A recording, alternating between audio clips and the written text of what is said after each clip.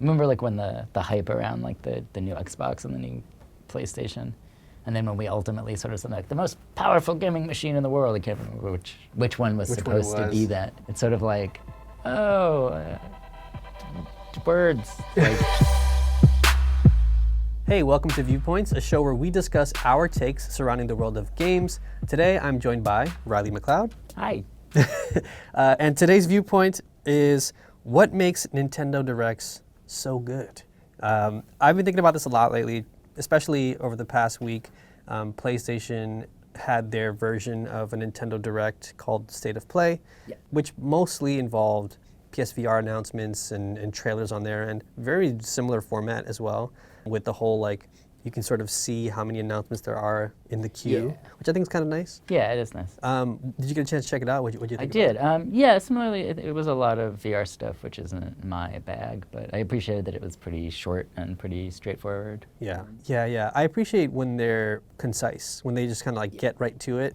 Because we've been seeing over the past weeks and months at this point, the Inside Xbox format, which is sort of similar, but they also have their other format, which is specifically surrounding the world of indie games, which Nintendo also has. There is an interesting idea there with the Inside Xbox format, where I think there is something cool there to see the people behind the scenes and actually like talk to them and just see what they look like and what they sound like. I think that Xbox kind of needs some sort of continued face beyond the typical players, right? Like, but I don't know. I feel like there isn't much there whenever they're talking to the actual devs or whatever. It's just like it's kind of this weird sort of interview, but it's not, because they're like asking about things and like, well, I can't talk about this yet or whatever.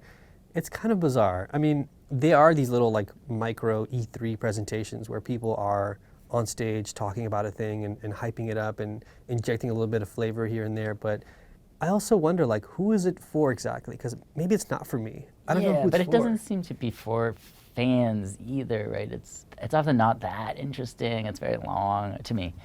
I think like we were saying before too, right? It's these interviews, but they're not really interviews, and they're like, what can you tell us about? And well, I can't tell you yet, but all these people work together. Like, they know what...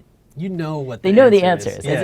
It'd be like if I was like, oh, Paul, what time's our meeting? And you'd be like, I can't tell you yet. Oh, and yeah, like, I can't just say. I can just check the calendar. Like, I know when the meeting is. So that weird sort of song and dance, I think, rings false. I feel like even to the people doing it. It makes me kind of appreciate what Nintendo gets right about Directs, and I think what they could sort of take from those Directs. Particularly like, so when you think about how long Nintendo have been doing it for, they've been doing it since 2011. I remember seeing the first one with like Reggie, and it's like 95% of it is just Reggie talking right at you. Also, shout out to Brentwood, Reggie, I see you, Brentwood High School alumni.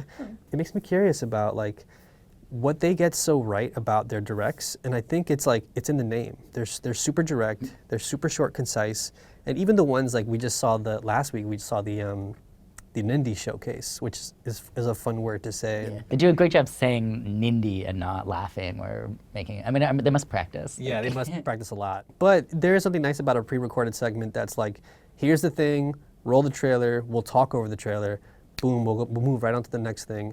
And they're usually about like 30 to 45 minutes. But what's interesting now is we're seeing a little of a transition phase, because it started off with Reggie. Then, Satoru Iwata, who was doing them for a while, rest in peace, he was doing them. And now we still have Yoshiaki Koizumi, who's been sort of doing a lot of the Switch stuff. And it's kind of nice to see him reprise the role, even if it's like dubbed over for English-speaking audiences. So I'm curious as to like how it can move forward and how it can get better. But I think they have such a proven formula that it already works as is. I don't think you need to do much to tweak the formula. Yeah.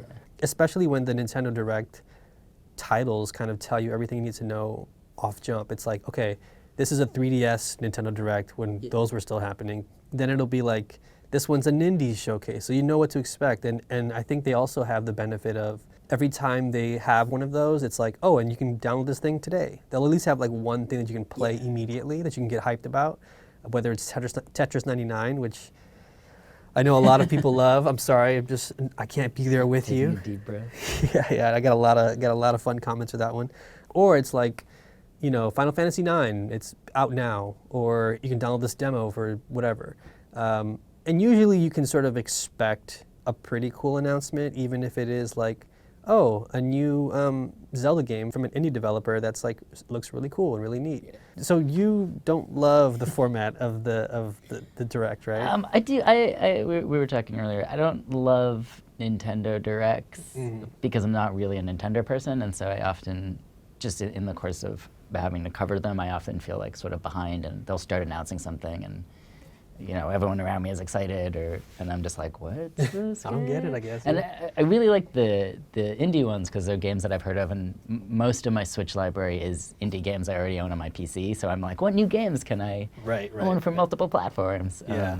But yeah, they are very straightforward. There isn't a lot of back and forth cheesy chatter. It has the same a little bit stiltedness of something being obviously scripted, but it's very short. Yeah. The topical thing is great, right? I know when there's like a Pokemon Direct, I'm like, that will all be gibberish to me. Hooray! Yeah. But I'm prepared for that. Sure. Yeah, it sort of sets your expectations from the get-go. And you know that like, even if it's like a decent Direct, it's like, oh, all right, there's some pretty cool stuff in there. And like, I think what also helps is the fact that we know Nintendo as this wholesome brand, and they'll never sort of, with the State of Play PlayStation 1, it was interesting to me seeing the end. They closed out with like the Mortal Kombat trailer, specifically that Ice Cube song, which I thought was a nice touch. They like all the curses were still in the song, which I realized, and it's also like a really bloody and gruesome trailer. And if you look at Nintendo Directs, I've noticed that they try to steer away from showing too much violence or too much, profanity. Like they shot off that horror game, Dead by Daylight. Oh yeah. And in the trailer, they kind of like shied away from showing too much of the gruesome kills or like being hooked on the hook or whatever, which I think is very strategic, but also like very cute of Nintendo. Like we kind of grow to expect that over time. Like they're not going to go too far with it, and it sort of helps lean into the cheesy aspect of it with like the hosts being on camera, talking directly to the camera. I feel like the Inside at Xbox ones, while I think they're really well produced, and I actually kind of like some of the presenters, I feel like they still have that vibe of like, Ethan mentioned in his piece a while back on the site about how they sort of feel like the ads that run prior to a movie, like when you get there super early, like back in the days before you could like reserve a seat, and it's like, hey, we're checking out behind the scenes at whatever. Or to me, it feels like whenever you walk into a GameStop and you're seeing the stuff on the TVs with people that are hosted and stuff, it feels like that. And this is an opportunity to not only speak to your fans, but also maybe make me curious about getting an Xbox, but maybe they don't have much to really hype up. You wouldn't be watching, Inside Xbox if you didn't own an Xbox, but even if you did, I guess there are people who are going to buy every game that comes out on their Xbox or is passionate about it. Inside Xbox has this like recurring, it seems like it happens every month, I feel like. So I feel sometimes it seems like they don't have enough news. Like I remember like the Halo thing. It's like, there's going to be some Halo Live thing, and it's like, what? And they're eating pizza or whatever it was. That was a different thing. That was the Halo coming to PC. Yeah. So that's why I kind of watch them because like I want to watch for those announcements because I have a PC and I know that I have Game Pass as well. So I know that like I'll still get some of this, some serving to me that'll matter. Well, I don't know. We'll see. I guess this E3 will definitely be very telling of the future of these kind of announcements because we saw Google's Stadia announcement on a stage, sort of typical tech heavy, large screen behind us. I'm going to talk to people in the crowd. I'm wearing blue jeans, that kind of deal. I'm curious to see what E3 is like this year because it'll definitely tell the tale of like maybe how it'll be moving forward because Sony's not having an actual PlayStation event like a show, which is going to be interesting. I guess the live announcement and so many things creates this sort of nexus of information that's more interesting or more like dramatically interesting than getting a press release or something, right? So in that way, it's kind of fun, and there's lots of things to think about. And I do like that we're all watching it together. Yeah, that is nice. Kind of feeling that's fun, that's kind of cool. It's often, I think, sometimes after one of those shows is over, and you're frantically typing, and you're like, wait, what happened? Like, how much news did I actually get? And you're like, oh, not a ton. Yeah.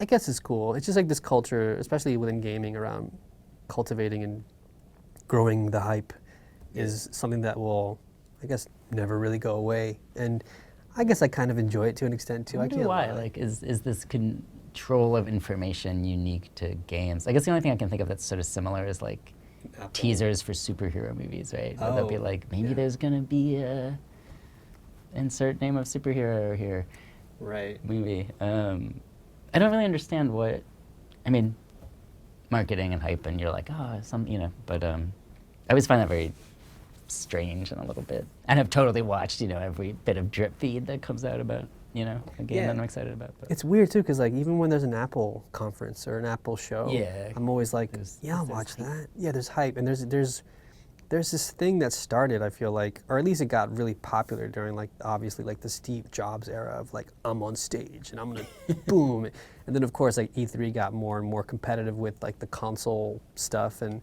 I think that still permeates in a lot of ways, and it's still there, it's still tangible in the air when like you think of about a few years back when Sony was like, this is how you share games, and like I think people still want some sort of like braggadocious WWE style drama where it's like, oh snap, like that's crazy. But it's like, I don't know, can that still happen? it feels like it rings more and more empty every year, Right. in a way. Yeah. Remember like when the hype around like the new Xbox and the new PlayStation, and then when we ultimately sort of said like the most powerful gaming machine in the world, I can't remember which one was supposed to be that. Yeah. It's sort of like, words. Like, I don't know, it was like, it can do 4K or whatever, Right. and it's like, okay. Yeah, cool, I guess. Yeah. That's the takeaway, is maybe like, get it done and give people actual information. So what do you think? Let us know down in the comments, and thanks for watching. Peace.